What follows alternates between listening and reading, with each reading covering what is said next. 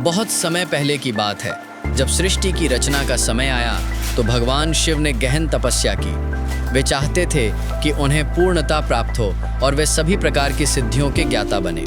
इस उद्देश्य से उन्होंने माता की आराधना आरंभ की। भगवान शिव ने कठोर तपस्या की। वे पर्वतों पर, गहन अरण्यों में और हिमालय की गुफाओं में एकाग्र होकर केवल माँ का ध्यान करते रहे। उनकी तपस्या इतनी गहन थी कि देवता और ऋषिगण भी विस्मित हो उठे। आखिरकार माता प्रकट हुईं। उनका रूप अलौकिक था। श्वेत कमल पर आसीन, 4 भुजाओं वाली, एक हाथ में गदा, दूसरे में चक्र, तीसरे में शंख और चौथे में कमल। उनके स्वरूप में अद्भुत तेज था। देवताओं ने उन्हें देख प्रणाम किया और कहा, हे माँ, आप ही सिद्धिदात्री हैं। सभी सिद्धियां आपके चरणों से ही प्राप्त होती हैं। माता ने भगवान शिव से कहा, हे महादेव, तुम्हारी तपस्या से मैं प्रसन्न हूँ। आज मैं तुम्हें 8 सिद्धियां और 9 निधियां प्रदान करती हूँ। अब तुम स्वयं सिद्धेश्वर कहलाओगे। मेरे वरदान से तुम्हारे भक्त भी भक्ति और साधना से इन सिद्धियों को प्राप्त कर सकेंगे। माता के वरदान से भगवान शिव ने अर्धनारीश्वर रूप धारण किया। उनका आधा शरीर पुरुष और आधा स्त्री स्वरूप में प्रकट हुआ।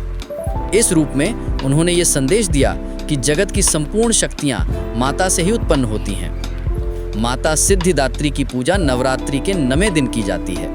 भक्तजन उन्हें प्रसन्न करने के लिए धूप, दीप, नैवेद्य और भक्ति भाव से उनकी आराधना करते हैं। कहा जाता है कि सच्चे मन से जो उनकी शरण में जाता है, उसके जीवन से सारे संकट और कष्ट दूर हो जाते हैं। माता सिद्धिदात्री केवल सिद्धियां ही नहीं देती, बल्कि अपने भक्तों के मन में आत्मविश्वास, शांति और आनंद भी भर देती हैं। उनकी कृपा से मनुष्य के जीवन में ज्ञान और वैराग्य की वृद्धि होती है।